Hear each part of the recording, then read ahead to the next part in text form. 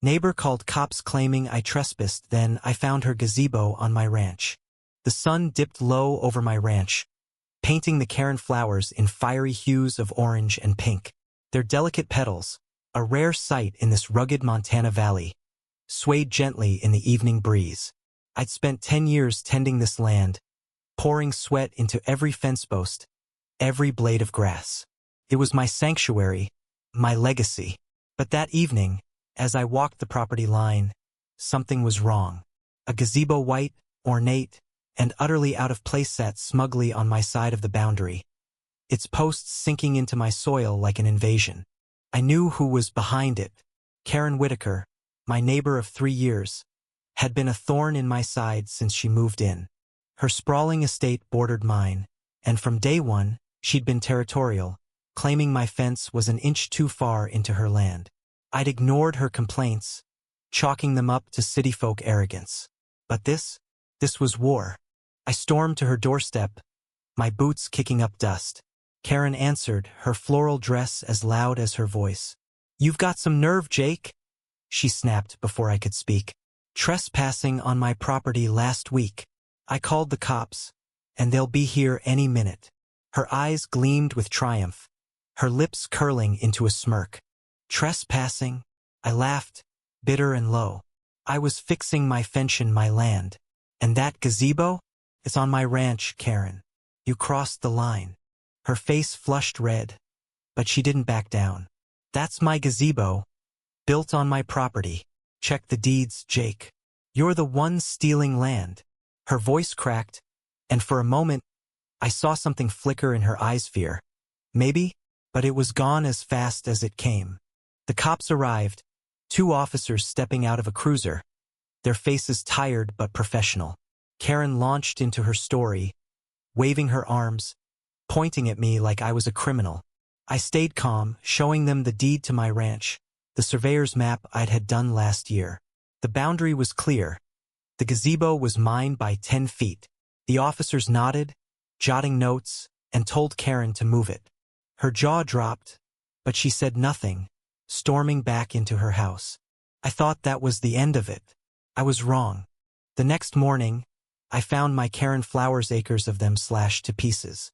Their vibrant petals lay scattered like blood on the earth. My chest tightened. Those flowers weren't just plants. They were my late wife's passion, a living memory of her. I knew Karen had done it. No one else would. Fury drove me back to her door. This time, she didn't answer. Instead, I found a note taped to her gate. "You'll regret this, Jake." My blood ran cold. I called the cops again, but they found no proof, just a bitter neighbor feud. They said. I wasn't satisfied. I started digging, literally and figuratively. That's when I met Tom, a quiet old man who'd lived in the valley longer than anyone. He wasn't part of our drama, just a recluse who kept to himself. I found him mending a fence near the creek, his hands weathered as the wood he worked. "Heard about your trouble," he said, not looking up. "Karen's not what she seems." Tom's words were a twist I hadn't expected. He told me Karen had been buying up land in secret, using a shell company to push locals out. She'd done it in other towns, he said, always claiming disputes to devalue properties before snapping them up cheap. My ranch was her latest target. The gazebo wasn't a mistake, it was a calculated move to provoke me, to make me sell. Armed with Tom's tip, I hired a lawyer and dug into Karen's past. Sure enough, records showed her company had bought out 3 neighboring properties in the last year. My land, with its rare Karen flowers, was the last holdout. She'd been escalating, hoping I'd crack. The slashed flowers, the cops, the gazebo, was all a game to her.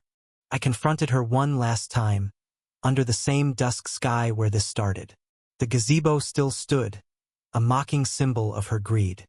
"I know what you're doing," I said, my voice steady despite the rage. "You won't win." Karen laughed, but it was hollow. "You're just a stubborn fool, Jake. This valley's mine." Then she turned, and I saw it again, that flicker of fear. Maybe she knew the tide was turning. The lawyer's work paid off. A court order forced Karen to remove the gazebo and pay for the damage to my flowers. But the victory was hollow. The flowers couldn't be replaced, not really. They were my wife's dream, and now they were gone, like her. I stood among the ruins of my field, the wind carrying away the last petals. Karen left the valley a month later, her empire crumbling under legal scrutiny. But I felt no joy, only loss. In the end, it wasn't about land or flowers. It was about trust, community, and the cost of greed. Karen's schemes exposed a truth. Some people will burn everything to get what they want. I rebuilt my fences, planted new seeds, but the scars remained. Tom stopped by one day, offering a single Karen flower he'd saved from his own land. "Keep going," he said. It was enough to start again. What would you do when trust is broken and justice feels empty? Share your thoughts on right, wrong, and rebuilding after betrayal.